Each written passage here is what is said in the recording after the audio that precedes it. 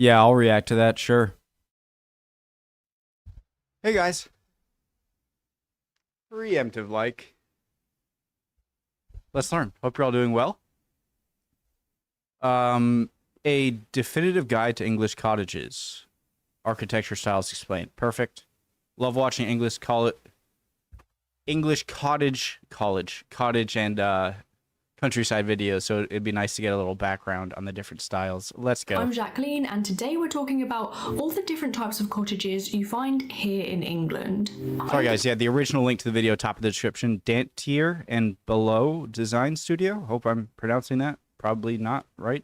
Past 2 years, with the surge in cottagecore search terms and interest skyrocketing, it's pretty clear that a lot of us like cottages and like the idea of cottage living. So I kind of wanted to create a cottagecore architectural guide.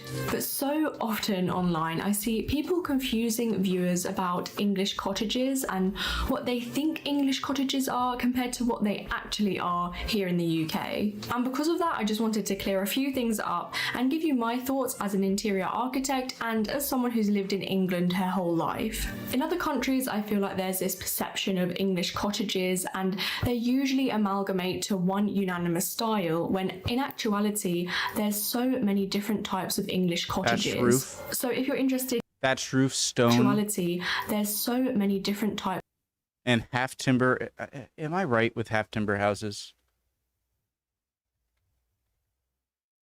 Yes, okay. Okay. Oops. Of English cottages. So if you're interested in the cottage style, let's jump in. That kind of quintessential look that we associate with the word cottage originated in England. But of course, there aren't just English cottages. In America, you guys have ornate wooden cottages, and in France they have beautiful farmhouses, and around the world we all have our own interpretation of the cottage. But for today, I think just focusing on English cottages will be more than enough to cover without boring you guys by the end. Now in the I'm not going to be bored. That's a good question, though. What is a cottage? I would say a cottage. I'm not saying it has to be in the middle of countryside with like grass fields on every side, but I feel like it's usually not in a really dense city where it's like, I feel like a cottage, well, actually, I don't know. An older style, doesn't have every single most modern I don't know. Let's learn. law of England and Wales, the definition of a cottage is a small house or habitation without land. Here in the UK, cottages usually have the following architectural features. They're almost always small in size and quaint. They feature some kind of natural materials, wooden beams are usually present, unusual shapes and asymmetry are common. Yeah, this is the only one here I don't like. And they're almost always located in the countryside, which is why you're not going to visit London and see a cottage that looks like this. They just don't exist in cities. Cottages are so popular nowadays, but they never used to be. Cottages used to belong to the rural poor, who were given a cottage to live in by wealthy landowners that usually lived in much larger mansions on an estate, in return of offering them some kind of work. Which is why so often in England, when you see a large manor home, there'll always be a small house or a collection of houses also on the estate. So although cottages stemmed from socio-economic disparities, over time the style became so popular that people actually started to build in that style out of choice. Now, you may have heard of the term a chocolate box cottage, and that term originates from the picturesque scenes printed on boxes of chocolates produced in Victorian times. The tins, created by British chocolate brand Cadbury's, gained popularity in the 1950s, and are now widely used to describe storybook enchanting cottages that are full of character. And one very common chocolate box cottage is the thatched roof cottage. Now, you may think that these can only be seen in fairy tales, but trust me, these are actually quite normal here in England. A thatched cottage is one that has the addition of a thatched roof. The reason the thatched roof I don't think it looks absolutely amazing. I don't think it looks ugly either, but it's just like, it's worrying that like I wouldn't know how to even start knowing how to repair or keep up a thatched house. And how does mold not form underneath? And how does the thatch roofing not rot over a lot of rainfall? And so, like, if there's a leak, how are you going to... So the fact that I would be so clueless in keeping up the roof makes me hesitant to want to... I'm not saying I'm ever going to... I don't want to say that ever going to really have a cottage, but that's kind of a turnoff to me for thatched roof. And thatching is the specific craft of building a roof with dried vegetation, usually using water reed, combed wheat, and long straw. Through the Dark Ages, thatch was used on peasant homes as well as the wealthiest kings' halls.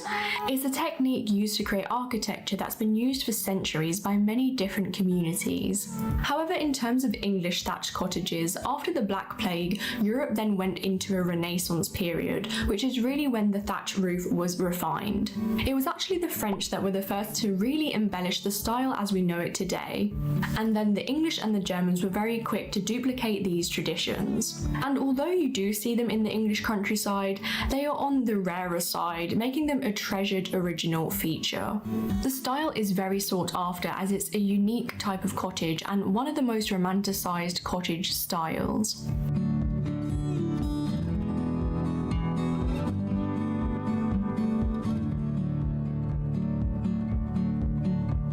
It just seems like it would be difficult to keep up. I'm not big on the thatched roofs, I gotta say. Unless I know more about it and the issues I think might come with it aren't a thing, and in which case I might change. And honestly, the look...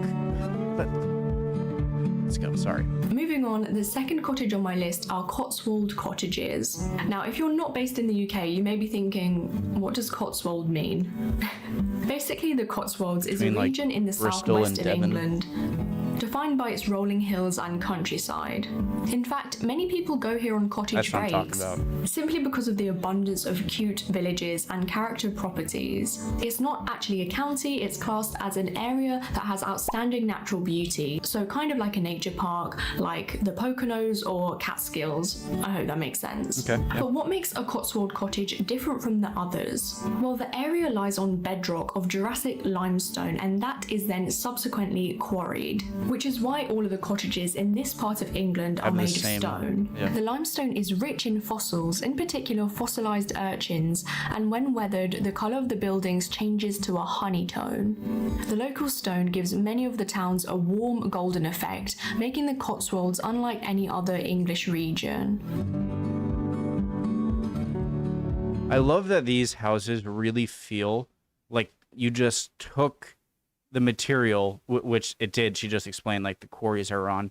You just, rather than getting all of these foreign materials from, I'm not saying necessarily from other countries, but from anywhere around and building it in, it feels like towns that are all made of this were just magically risen up out of the nature around them, and it's just a house. It looks like it belongs there. Does that make sense?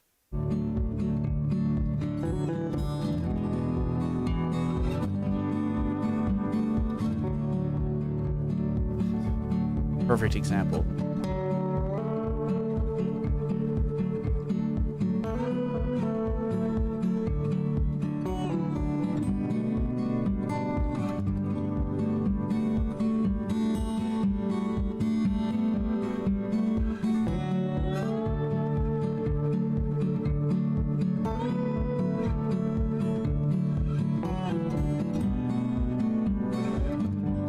I know that in the US, a lot of you have cute cottages placed by the sea, and it's no different here in the UK except for the architectural style. Coastal cottages are still very well preserved in places like Cornwall and Devon. In the past, within coastal towns, fishing was a main industry, and it often still is in towns by the sea. And for the fishermen's ease, their houses were built around the marina. Lots of these coastal cottages were built in constricting villages, where space was at a premium, therefore you'll find many of of these cottages in terraces rather than in a detached configuration. They can be easily identified by their clean whitewashed walls, bag rubbed effect lime render, scantal slate roofing, and sometimes light blue window frames, which owners upgrade to really give a seaside effect to their cottages.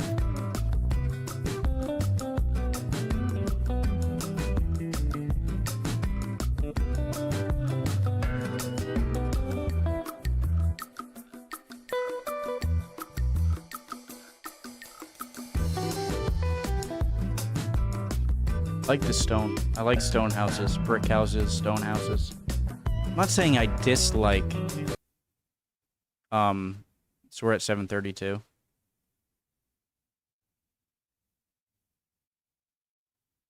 Where is it? Like, I'm not saying I don't like this. This is amazing. It looks like a great house.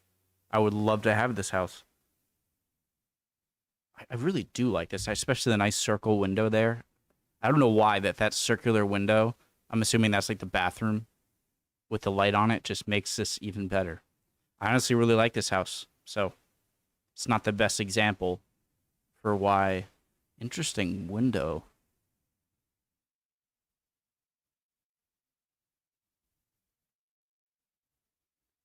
Sorry, let's continue. That wasn't the best example because I also love that. I don't have to like a part of one type of house and then dislike the opposite. I feel like there are certain aspects of both that I like.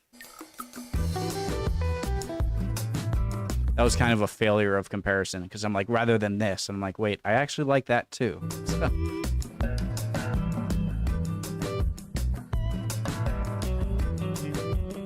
How do you make houses like this? Like, is it brick interior, like wall, and then you just cover it with a plaster-like material? The next English cottage is one that I see a lot of American architects try and emulate, and it's a half-timbered cottage or Tudor cottage. Your Tudor style in the US is very pristine, but here in the UK, because the buildings are so old, they're a little wonkier and chaotic.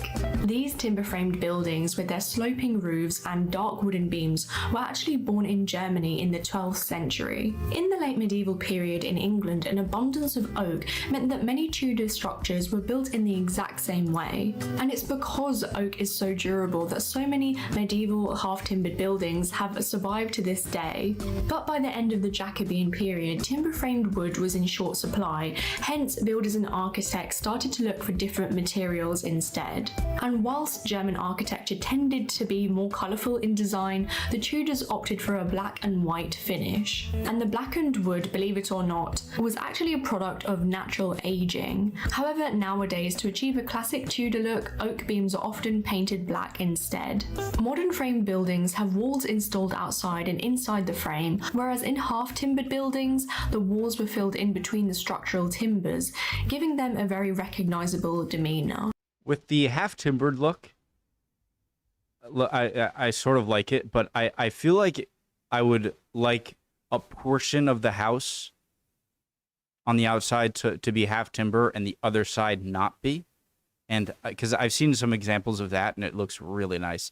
Like a nice brick and maybe around the windows, like a nice cement gray color around the windows and a red brick for the other part. And then one section of the house have a half timber look. Classic Tudor look, oak beams are often painted black instead. Modern frame buildings have walls installed outside and inside the frame, whereas in half-timbered buildings, the walls were filled in between the structural timbers, giving them a very recognisable demeanour.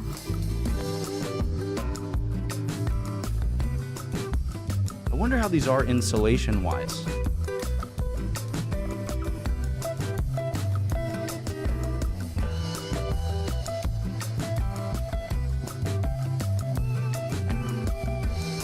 Not in a super crazy environment though, so it's a harsh climate, so it shouldn't be that big of a deal.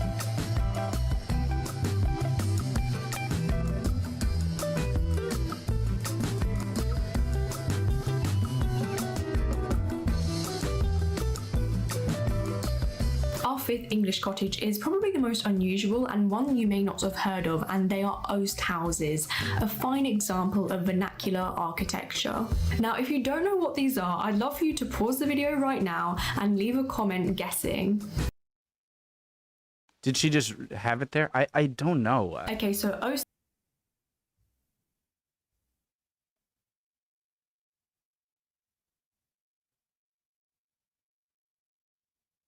like fairy tale? I don't know. houses were traditionally used to dry out hops. The kiln roof was topped with an Oost cowl to create a draft that allowed the fire to stay alight. And as far as we know, the earliest description of an Oost house dates back to 1574. In short, they were used for the beer making process. Apart from the conical kiln, that's really hard to say, conical kiln. Conical kiln? The stowage was a barn section that had a cooling floor on the first floor and a storage area on the ground floor.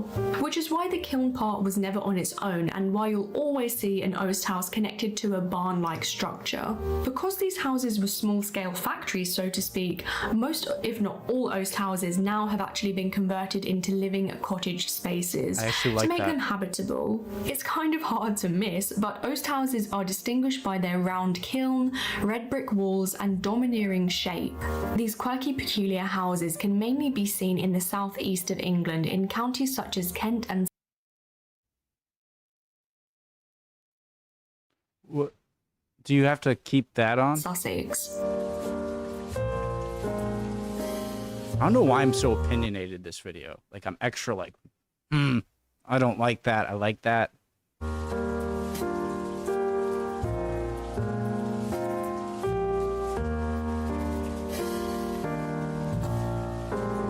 Is that a brick roof?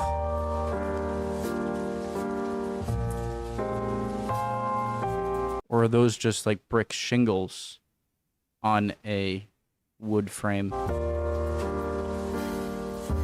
Ooh, that's nice. Love this tree.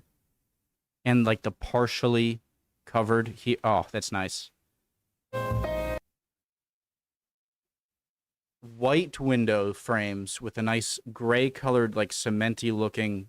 Cement is such like an ugly word, I feel like, but on the outside. And then brick. Nice red brick. Half timber on one. Trees, some vine growing up.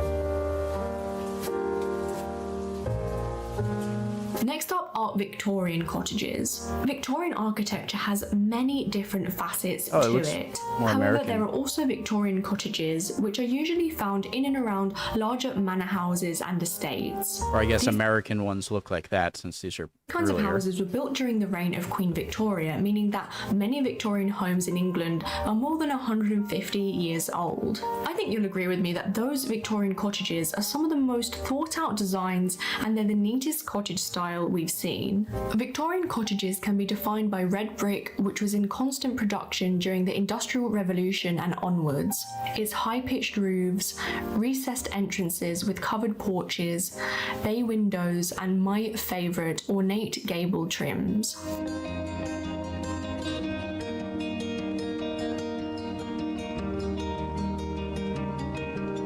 It's nice. Like, not very colorful, but...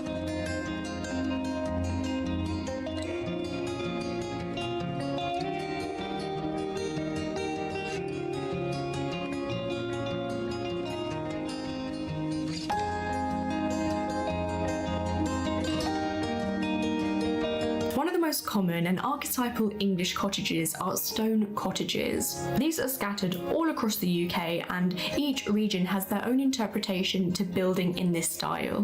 Now, they're pretty self-explanatory, they're made from stone, but each region in the UK will have some kind of stone cottage, each built by using local materials. A good example of a charming stone cottage style would be a Yorkshire Dales cottage. These cottages are located in the north of England in the county of Yorkshire, where traditional stone cottages, nestling in snug little towns and surrounded by greenery, brings joy to both tourists and locals.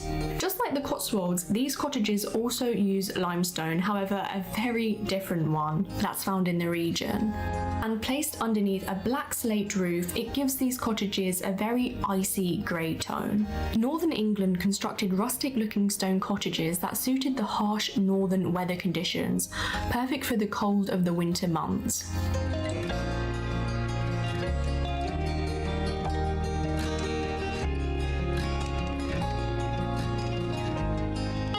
They have that same kind of belongs there feeling.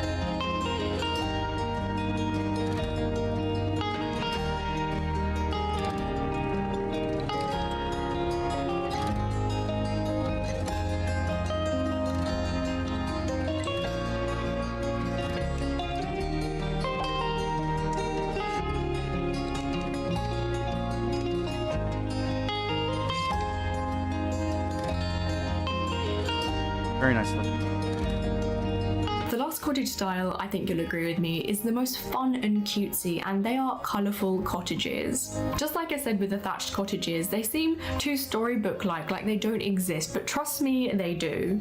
And I think they give a very Alice in Wonderland Snow White feel. To me, colourful cottages are the most iconic when talking about English cottages, which is why it was essential that they made it to the list. Now, these aren't particular to one time in history, and they also don't have the same architectural features as each other, but they are of course all painted in a bright, vibrant shade. In fact, you'll find all of the styles I mentioned before all nice door. have colourful, fun variations to them.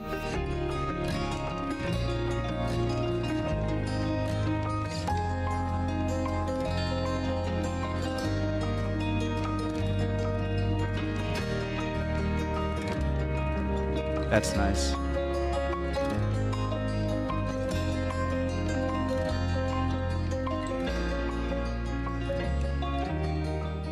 This has sort of like a Mediterranean feel to it. That looks like a gingerbread house.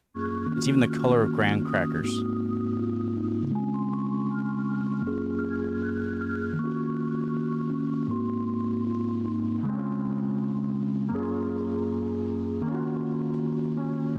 What's your favourite English cottage style? Let me know, Cotswold. and please leave me a like or an emoji down below, because that really helps to grow our channel. They're all beautiful, okay? I love all of them, but definitely the Cotswold. I would also like to know if the thatch roof style, if I'm just making too big of a deal of it, and it's not that hard to maintain and care for. If anyone And if you love home has any decor, experience. interior design, and all that creative stuff, feel free to subscribe. But that's it for today's video, guys, and I will see you in the next one. Bye. Cool video. Yeah, I guess the thatch roof, maybe I'm overblowing it. But they're definitely nice. Even the ones that are more monotone are okay. And for the half timber, I mean, they're beautiful, but I think incorporated into the house rather than having a full. I love brick. I can't help it. Brick is awesome. A nice red brick. It's really nice. But yeah, if I have to pick one, it's going to be Cotswold, for sure. Amazing, cool video. Love y'all. Hope you guys are all doing well. I need some coffee or something. I'm falling asleep here. Really nice, relaxing video. Hope you guys are all doing well, and hopefully I'll see you guys next video. Bye.